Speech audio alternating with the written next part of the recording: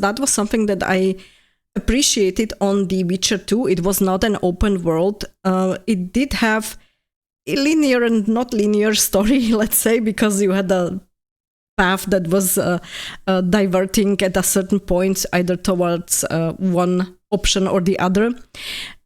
But I did like it that you don't have like vast areas where you would be forced, to do some super extra side tasks that would be like completely off from the main game.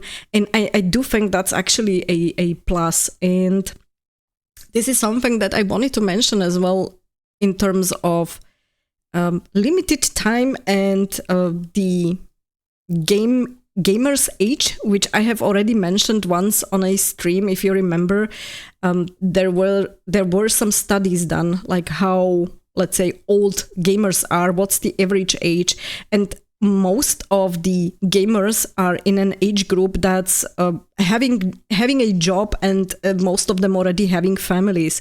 So naturally, your time for gaming will be in a certain sense limited. So if people want to dedicate that time to a game, they will most probably go more, at least now these years, I would say, into the direction of linear games that are not so long and they don't take that much time. Because if you want to finish the game, you don't want to play the game 1 year.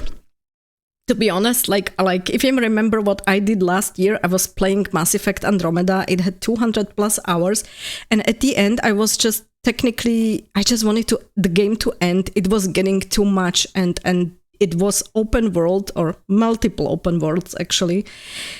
And it was just getting too much and too much filler content. And I think this is something that is nicely doable in a linear game, that you can concentrate really on something that matters for the story. And even if you do side quests, they have more meaning towards, the main story and for the main character than, I don't know, some fetch quests.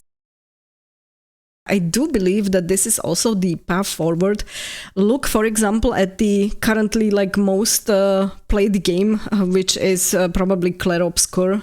So it is a game that is relatively enclosed. It's pretty linear and it doesn't take forever. And it has a strong focus on the story. And you don't have 100,000 side tasks. And I think that's one of the reasons why it's actually also so successful. Because people are able to play the game in a few hours and they are happy with the result that they get. And then they can change either the difficulty, they can replay because, I don't know, you want to do some different choices. So you have more time basically to do the replay. And because the game is so good, the people are replaying it. And you have more fun with it, I would say. So if you don't, and there are people who played it once and said, okay, that's fine, I'm going now to play something else. It's also, let's say, very forthcoming towards this type of players because they can dedicate then the rest of the time to maybe another game. And for the gaming industry, I think this is also good because if I play a game that has a shorter time span and I don't have to waste too much time on it, it's not wasting, I love to play, but if you get my point.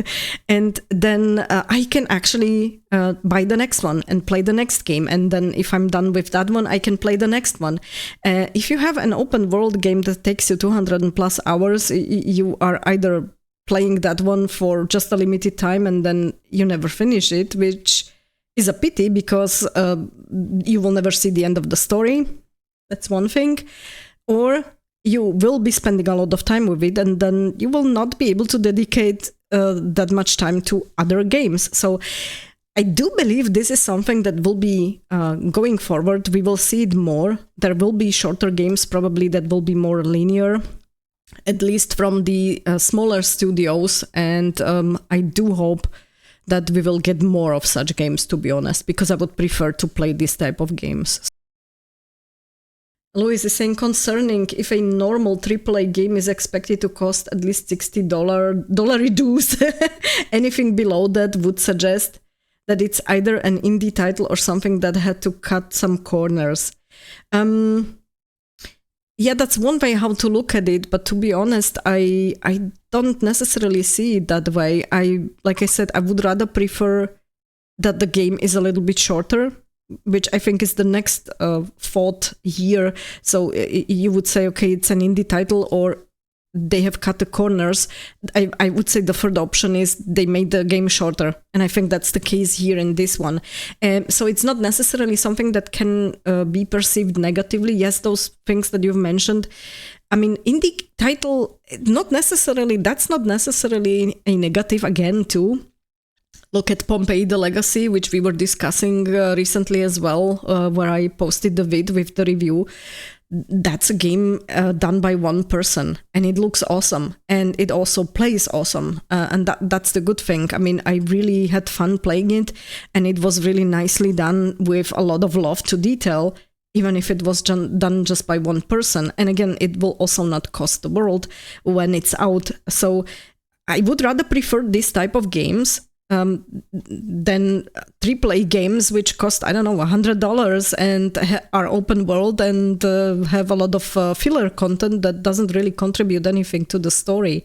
So yeah, the cut some corners might be the negative point, but the other stuff, I wouldn't see it so negatively, but probably I'm too optimistic here, to be honest. So yeah, that's what I wanted to say regarding the linear games. And yeah, the question is then, of course, how many hours do you get for your money? That was a lot of what a lot of players were asking too. Like, this is one of the points that gets often discussed when I see it. But I guess people are forgetting to mention the quality. So yeah, even if I would have to pay 40 or 50 euros for a game that just lasts, I don't know, 10 hours, 15 hours. Is that too much? I don't think so. If the game is really, like, from the quality, if it's awesome, if the story is absolutely perfect, if the characters are fantastic, the writing is great, if the visuals and the graphics and everything is perfect, then I don't mind paying $50 for just, I don't know, 10 hours, because the quality is there. So I think in my mind, it does offset the, let's say, lack of time that you have to spend, or you get to spend with the game. There's many factors, I think, that are quite individual, or can be quite individual. For me, I would rather appreciate, for the future, I will probably appreciate more these type of games than, open world.